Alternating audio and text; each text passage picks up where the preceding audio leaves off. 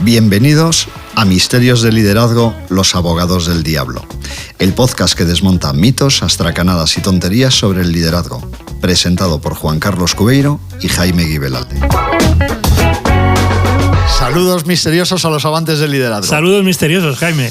¿Qué tal, Juan Carlos? Muy bien, esperando algo muy interesante. Pues claro, es que vamos a tener que inventar otra cosa, desde luego. Sí, más interesante todavía, yo creo que es el podcast de hoy. Hoy vamos a hablar de liderazgo 4D. ¿En 4 dimensiones? En 4 dimensiones. ¿Cuáles crees que van a ser esas dimensiones? Bueno, anunciaste la semana pasada que tienen que ver con generaciones, ¿no? Absolutamente. La pregunta es si es un juego de suma cero, el tema de las generaciones. Es decir, si se puede liderar simultáneamente a un señor que nació en 1965, con uno que nació en el 75, con un Z y con un generación millennial, que parece que no es tan complicado porque los códigos parecen bastante diferentes. ¿A ti qué te parece? ¿Es un juego de suma cero o no lo es, Juan Carlos? No, yo creo que tú y yo sabemos, porque lo hemos vivido, que en el talento no hay suma cero, hay suma positiva o hay suma negativa. Te tomas en serio el talento y entonces todo aflora a mejor, todos crecen, estas generaciones, me imagino que ahora seguiremos hablando de ello, pero y si no crecen, si se queman, si se frustran, si falta el liderazgo para cada uno de ellos porque piden cosas distintas. Totalmente. Es como un tiro de 6 caballos, si me permites la expresión, y hay que darle la cuerda que le corresponde a cada uno.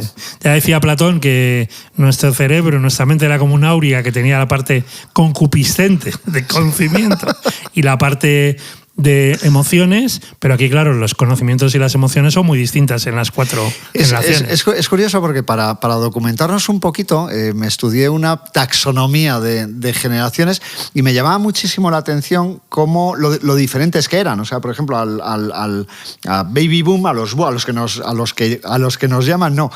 que os llaman boomers. Que no es un chicle, el boomer, ¿no? Yo soy X. Dice que la característica más acusada es la ambición. En generación X, para ir ubicando, los boomers son anteriores al año 70, 1970. Generación X... Boomers porque hubo una explosión demográfica. Por el boom demográfico, efectivamente. La generación X es entre el año 70 y el 80. Y dice que la característica más acusada es la obsesión por el éxito.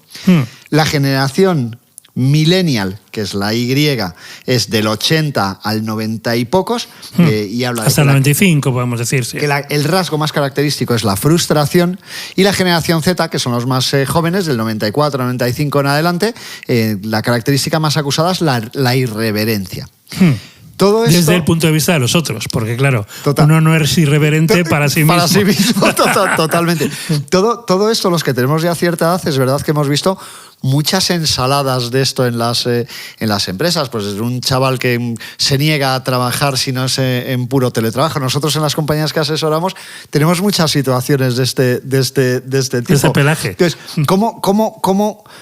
¿Cómo opera el liderazgo con toda esta ensalada, Juan Carlos? Bueno, a ver, varias cosas. Primero, generación es un concepto sociológico, no empresarial, de un par de sociólogos estadounidenses que empezaron a ver que hay más diferencia en términos de tiempo, inicialmente cada 20 años, que en términos de geográficos. Es decir, que vivimos en un mundo globalizado donde mi hija tiene 24 años, se parecerá más a una joven, a una Z, a una centennial de Shanghái o de la Polinesia o de Washington, o por supuesto de cualquier país de la Unión Europea, que a su abuela. Y entonces aquí la variable tiempo marca más diferencias que la variable espacio. Esto se ha llevado al tema empresarial y ahora vamos al liderazgo. Como liderazgo es influir en los demás. Influir positivamente. Y perdóname que incida, pero sobre esto fuiste tú el que me machacó. Positivamente, exactamente. Desde la credibilidad, el ejemplo y la autoridad moral. Entonces, influyes en los baby boomers, aquellos de esta explosión demográfica, los que hemos nacido antes del año 70, pues muchas veces en esa ambición, desde que es tu jefe. Basta que, en el viejo Arthur Andersen, en un edificio que ya no existe, el Windsor, que se quemó hace más de 20 años. El viejo Arthur Andersen hoy es EY. Y Luis López, que es un maravilloso director de recursos humanos de Deloitte, donde, digamos, se integró el viejo Arthur Andersen, no hace muchos días él recordaba perfectamente la fecha en la que el Windsor se quemó y recordaba a los jovencitos Arturos que nos costaba salir de día, nos sentíamos mal, esa vergüenza, que es una emoción, por irnos de día, porque había otros compañeros que estaban en proyectos muy intensos y se quedaban hasta horas importantes de la noche. Pero yo creo, Juan Carlos, que eso es aplicable. Tú y yo estamos entre Baby Boom y Generación X, o yo sería de los mayores de Generación X, y tú de los más pequeñitos de Baby Boom. Yo creo que es algo que lo teníamos metido en el ADN desde el mismo momento en el que poníamos, sí, porque nos poníamos a trabajar, lo habíamos vivido en casa. Sí, claro. Porque la característica más acusada de la Silent Generation, que es como se llamó la generación después de la Guerra Civil en España, era la austeridad, con lo cual comulgaba mucho con los valores de sacrificio, con unos valores los generados en la posguerra. En la posguerra, efectivamente. Algunos... Bueno, yo los he visto ya muy niño. Las cartillas de racionamiento, es decir, la guerra civil y la posguerra que duró su tiempo, claro. Sí, marcaron varias generaciones. Austero, no podía ser consumista. Y sobre todo, que eso ya son más los millennials y los auténticos nativos digitales, que son los centennials, la generación Z, no podías aliviar tu ansiedad comprando, porque no había que comprar. No había que comprar ni dinero para comprarlo. Y eso marca mucho. Absolutamente. Oye, ¿qué valores crees que son transversales a esas 4 generaciones a la hora de liderarlos?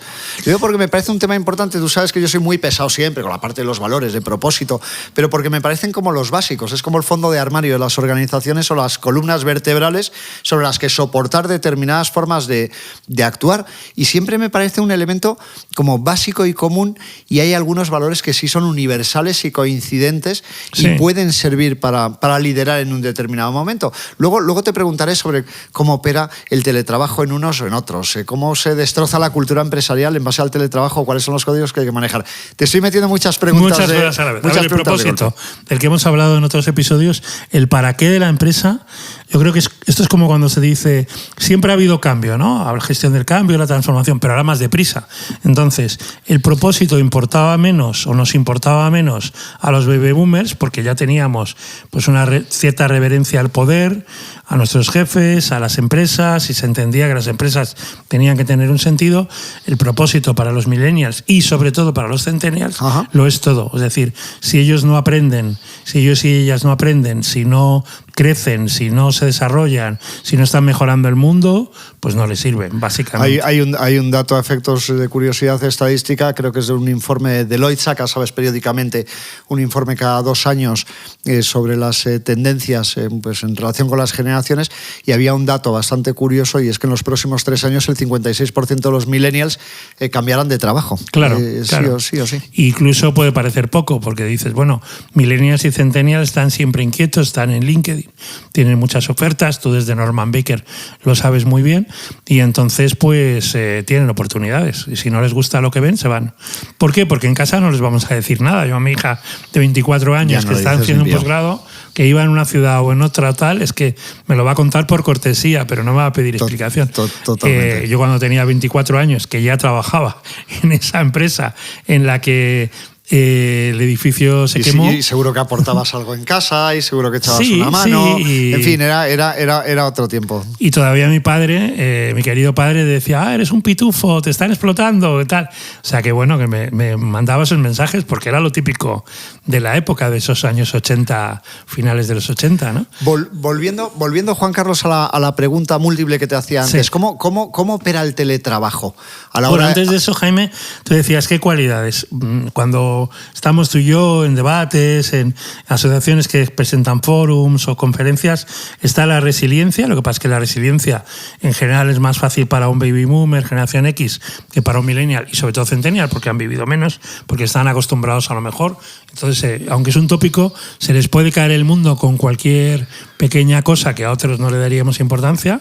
Esta mentalidad tan estoica de, bueno, dentro de 10 años te vas a acordar de esta minucia, de si paso frío, de si me tuve que dar 1 hora más, de si no sé qué. Entonces, resiliencia.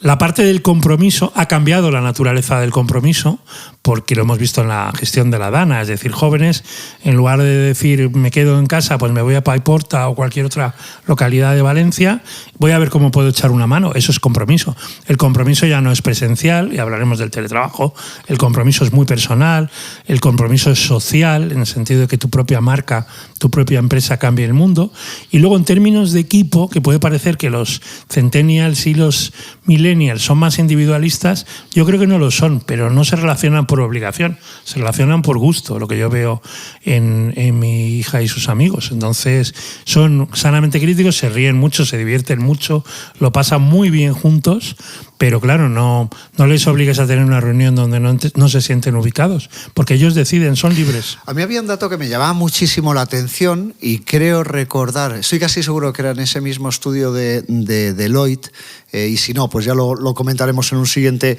podcast, que dice que las generaciones más jóvenes han variado completamente sus referentes a la hora de manejar la confianza. No tienen ninguna confianza en la clase política y, sin embargo, las empresas se han convertido en elementos que les tienen que dar un soporte referencial a estas nuevas generaciones, pero al mismo tiempo, ¿cómo diablos cruzamos eso con la gestión del compromiso de estas nuevas generaciones? ¿Por qué las compañías no enamoran a la gente joven como nos enamoraban a nosotros? Bueno, porque para nosotros ya darnos una oportunidad laboral era enamorarnos. Absolutamente. Sobre todo, yo tuve la suerte de empezar en el 87. Pero somos la generación que recortábamos las ofertas del Expansión. Exactamente, y del país de negocios. Luego mandábamos el currículum con su foto pegada, etcétera. Sí, claro, es que somos Tyrannosaurus Rex, macho. Exacto, y en el 92 hubo una caída después de los 500 años del encuentro con América y de la Expo de Sevilla y de Madrid Capital Cultural y de, por supuesto, los Juegos de Barcelona, una caída drástica del empleo, y ahí hubo que estar muy agradecidos de que te mantuvieran el trabajo o de conseguirlo, ¿no? Pero no rechistábamos ninguno, nos pasaba lo que nos pasara. No, estábamos muy machacados en ese sentido, pero era una España que estaba creciendo a la democracia, ¿no? Y agradeciendo mucho que nos salió bastante mal el Mundial de Fútbol de Naranjito de los 62, y que esa era mi mayoría de edad. Con Miguel Muñoz de entrenador. Sí. Y luego muy bien los Juegos de Barcelona del 92. Pero volviendo a la pregunta que estabas haciendo, a los jóvenes ahora es como lo de First Dates, no se les enamora de la misma manera.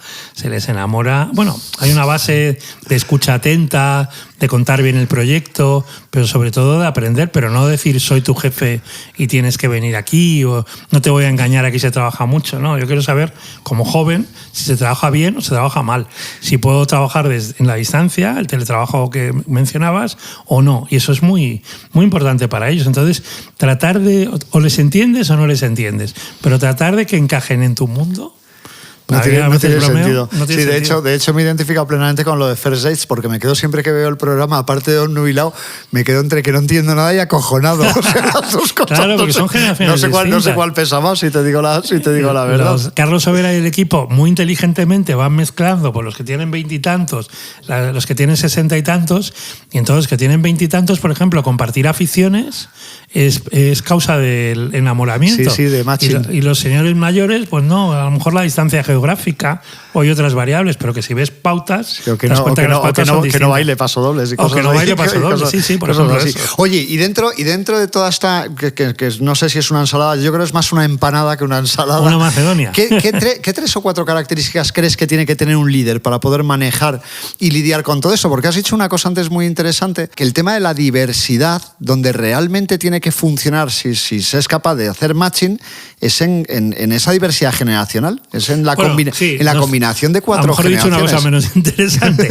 que es que de todas las diversidades, que toda diversidad enriquece, y que la más difícil es la diversidad intangible, como tú sabes, hacemos en coaching de equipo, es decir, formas de pensar, de aprender, de sentir, de actuar. La que es un verdadero reto en estos momentos en la parte de diversidad visible y diversidad tangible es cómo integramos estas generaciones. ¿Por qué? Porque por lo menos desde el discurso la diversidad de género o de orientación sexual está más que asumida, aunque todavía nos cueste en términos prácticos, pero no estoy tan seguro de que integrar, pues lo que decías, baby boomers, X, Y, Z, pues, o alfa cuando vengan, que todavía no están en el mercado laboral, pues que es una cosa sencilla. Desde el liderazgo, los principios del liderazgo, es decir, inspirar a sabiendas de que cada generación se va a inspirar por cosas muy diferentes y por tanto escuchar mucho, porque como decía Stephen Covey en los 7 hábitos, si yo no me veo inspirado por lo que tú dices, influido, yo no te voy a influir a ti. Primer punto. Segundo, hacer equipo a sabiendas de que unos van a valorar más el tiempo, el espacio, su relación con la tecnología es muy distinta, su relación con las personas también es muy diferente y luego, lógicamente, el generar ese entusiasmo, esa emoción especial, pues que a lo mejor los centennials no lo expresan de viva voz, a bote pronto, pero volviendo a remitirme en lo de la Dana, lo han demostrado. ¿Cómo conecta eso, Juan Carlos, ya para ir acabando? ¿Cómo conecta con cualquier estudio que leas sobre liderazgo? Habla de un líder mucho más humanista. De hecho, hay una estructura que plantea Boston Consulting Group que habla de cabeza, corazón y manos, y seguramente antes hablaba más de cabeza y manos que de corazón, pero ellos hablan de un líder humanista casi imprescindible. ¿Cómo crees que conjuga eso con esas 4 generaciones? Bueno, ese líder más humanista, que te lo diría cualquiera, lo dice Boston, pero lo diría Jacob Morgan de Future Leader. Lo decía Platón estos, con esos pazos y logos, porque sí, dan una idea. Que nos podemos ir hace unos cuantos años también. Exactamente. Pero bueno, por hablar de los actuales y de los clásicos, las 3 H's en inglés de cabeza, corazón y manos. Aquí diríamos cabeza, corazón y otra C. Pero bueno, la idea es el liderazgo, que siempre es influir positivamente, me conviene recordarlo, pues significa muy pocas cosas muy diferentes para estas diferentes generaciones y ser plenamente consciente de ello, porque a veces lo decimos, pero luego actuamos y eso tiene una cierta complejidad, una cierta profundidad. Por ejemplo, nuestro amigo José Manuel Chapado ha analizado mucho las generaciones, cada una de las generaciones, en cómo viven, si se compran una casa o no, en cómo gastan o invierten su dinero, en cómo tienen una familia o no la tienen. Claudia Golpin, la Premio Nobel de Economía, en cómo las mujeres a lo largo de las generaciones han ido optando entre carrera profesional y tener hijos o no, lo cual es fascinante en ese sentido. Pero desde los líderes tenemos que hacer que en la medida de lo posible el talento se fidelice entre los más jóvenes a sabiendas de que son más, si me lo permites, culo inquieto, porque entonces... Pero bueno, que no todo es mucho más rápido. Yo creo que es el factor determinante, es que las cosas pasan a mayor velocidad. Pasan a mayor velocidad. Entonces no hay ningún drama porque se vaya un centennial que puede aprender, puede crecer en otros sitios, que puede volver, que es un alumni, no pasa nada. Y es un drama que se te vaya un baby boomer, como cuando hablábamos del edadismo, porque tú lo discrimines, eso es horrible, y no digamos porque después de tantos años no sienta motivación, no sienta estímulo. Absolutamente. Entonces, bueno, no son compartimentos estancos, porque además las estadísticas son unas grandes mentirosas, pero son intereses diferentes. Entonces, tratemos a cada uno, cada generación... En los códigos correspondientes. En los códigos que corresponden. Muy bien, oye, Juan Carlos, venga, que llegamos a nuestra sección de Ya te como takeaway, como, bueno, la llamó un oyente Tupperware. También nos llevamos el Tupperware. Venga, 3, 4, 5 cosas. Venga, yo apunto algunas. Si venga, empieza bien. La primera, por fin. Pues mira, yo diría que a efectos de liderar a 4 generaciones simultáneamente, me atrevería a decir que la primera es la autenticidad. Sí, yo creo que es uno de los puntos más valorados, combinada esa autenticidad, si quieres, con algo de transparencia, pero es algo que entra dentro de códigos comunes, que es el punto en el que yo creo que nos tenemos que centrar, el ser auténtico, el mostrarte como eres, sin artificios. Sobre todo las nuevas generaciones manos boca arriba, y yo creo que eso se valora enormemente. Venga, más que nunca. La segunda, Juan Carlos. La segunda generación, la segunda clave. Cuidado con los sesgos propios, porque claro, la líder es de alguna de las generaciones, no puede dejar de ser de alguna de las generaciones, y puede tener una tendencia inconsciente a ver el mundo pues como lo ven los baby boomers o la generación centennial o millennial, etc. Entonces, cuidado, porque la escucha te sirve para replantearte realmente cómo ve el mundo otras generaciones. generaciones. Absolutamente. De hecho, hay algo que se estudia en coaching que tiene que ver con el control de la columna izquierda y tiene mucho que ver con el control de los prejuicios, que yo creo que está relacionado con lo que estás diciendo.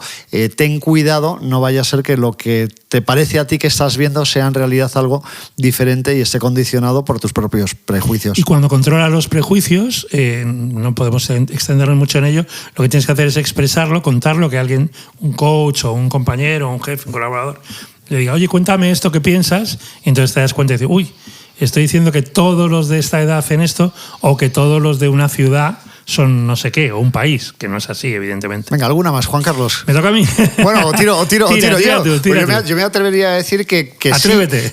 Sí o sí, liderar estableciendo equipos mixtos. Sí. Es decir, hay que, no sé si la palabra es obligar, pero hay que favorecer, sería una palabra mucho más adecuada, la convivencia intergeneracional, porque sin duda se van a nutrir de cosas interesantes unos y otros. Sí, igual que, por citar una película que nos gusta, Titanes, que aquí hicieron historia o algo así, pero la historia de los Titans, que es un equipo en Carolina del Norte o del Sur, no me acuerdo, que fue el caso real en el instituto, un equipo juntos.